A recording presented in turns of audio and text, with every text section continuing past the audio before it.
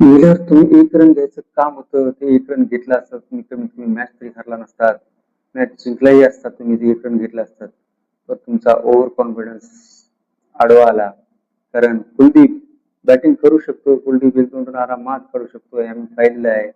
पण तुमचा ते कॉन्फिडन्स दाखवणंही जरुरीच होतं, कारण ही मॅच बनवली होती तुम्हीच आणि बिघडवली तुम्हीच. पण मिलर राहून राहून वाटतं तुम्ही ते रन घ्यायचं काम होतं. कारण कसं आहे, ताटात आलेलं सोडायचं नसतं. चान्स होता तिथं, रन होता, ते रन घ्यायचं काम होतं. पण तुम्हाला वाटलं की आपण मोठी बाउंड्री मारू, पुढच्या बॉलला 2 रन काढू. ते कॉन्फिडन्स दाखवणं साहजिक होतं, कारण ही मॅच बनवली होती तुम्ही. पण ते सहजासहजी सिंगल भेटत होता, ते घ्यायचं काम होतं.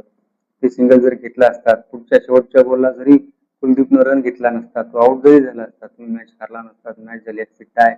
आणि मॅच टाय झाल्यानंतर सुपर ओव्हर झाला असता आणि तो सुपर ओव्हर तुम्ही आरामात जिंकला असतात. कारण तुमच्यापाशी हिटर आहेत, गुजरातपाशी हिटर नाहीये, तुम्ही स्वतः हिटर आहात मिलर, तुमच्याबरोबर स्टब्स आहेत, तुमचे ओपनर आहेत, तुम्ही चांगली बॅटिंग करून आरामात तुम्ही मॅच जिंकू शकला असतात. तुमच्यापाशी बॉलर आहे, लुंगी निगडी आहे, लुंगी निगडीला कोणालाही खेळता येणं गेलं होतं. त्यामुळं गुजरातपाशी हिटरही नव्हती, त्यामुळे तुम्ही सुपर ओव्हर आरामात काढू शकला असतात. पण ते एक रन तुम्हाला जड गेला, कारण तुम्हाला माहिती पाहिजे होतं की बॅड लक तुमच्या अजूनही सोबत आहे. प्रत्येक वेळेस तुम्हाला नशीब साथ देत नाही, नशिबाची बॅड लक अजूनही तुमच्या सोबत आहे. आम्ही 7-8 वेळेस पाहिलेलं आहे. तुम्ही प्रयत्न खूप करता, हातातोंडात आलेला घास तुम्हाला खाता येत नाहीये, ते तुम्ही लक्षात ठेवायचं काम होतं, ते रन घ्यायचं काम होतं. आम्ही वर्ल्ड कपलाही पाहिलेलं आहे, त्याच्या अगोदरही पाहिलेलं आहे. हातातली मॅच तुमच्या हातातून नसते आणि विशेष म्हणजे त्यावेळेस बॅटिंगला तुम्हीच असता. त्यामुळे हा अनुभव तुम्हाला घ्यायचं काम होतं, या अनुभवातून शिकायचं काम होतं. ही मॅच पूर्णपणे तुमच्या हातात होती, ही मॅच तुम्हीच बनवली होती. हे एक रन जर तुम्ही घेतला असतात, तुम्ही हारला नसतात, सुपर ओव्हर झाला असता आणि सुपर ओव्हर मध्ये तुम्ही आरामात मॅच जिंकला असता. गुजरातने सुरुवातीला बॅटिंग चांगली केली. गिलच्या बॅटिंगच्या जोरावर गुजरातनं चांगलं 200+ रनचं लक्ष ठेवलं. त्यानंतर इकडून राहुलही बॅटिंग चांगली केला.